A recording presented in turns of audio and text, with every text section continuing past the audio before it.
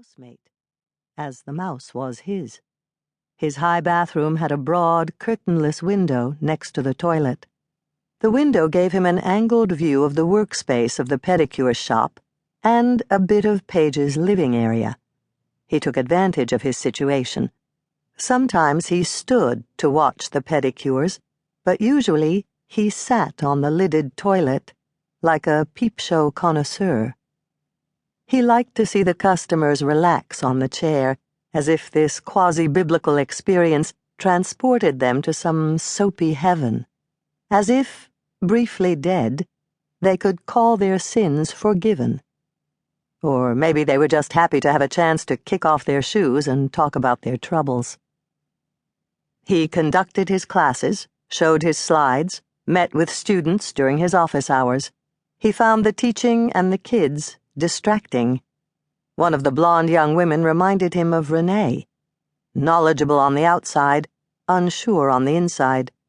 But even inviting a student to take in a movie was forbidden, and so he hurried away from his office hours to watch, alone, the blameless performance on Main Street. The days got shorter. Paige's last customers walked under dim street lights and entered a brightly lit shop. One dark afternoon, Bobby saw the red-cheeked chemistry professor and his wife side by side on the chairs, as if driving to the movies. Paige, gently kicking her stool, moved from one to the other. Down in his study, Bobby took off his own shoes and then his right sock. He had stopped attending to his feet after the accident. Now, how appalling the linty, corned toes. How distressing the jagged toenails. No wonder all his socks had holes. He took off his left sock and rested the left foot on his right knee. His heel was scored with lines, as if it could reveal his fortune. Still barefoot, he returned to his unlit turret and looked out of the window. Bent over the chemistry professor's tootsies, Paige personified hard work, like Renee bent over her briefs. Back in New York, Renee had moved inflexibly toward her goal.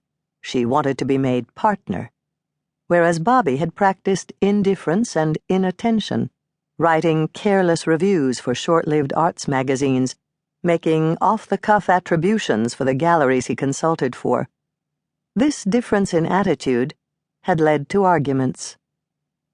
After her last customer left, Paige often came out and sat on the store's single broad step and lit a narrow cigar. Bobby used the toilet, reading by flashlight. He turned off the flashlight and watched her smoke. Around midnight, she went to bed. He did too. This went on for a while. He thought of buying binoculars, but she wasn't a bird. He thought of dragging out his opera glasses, but she wasn't a soprano.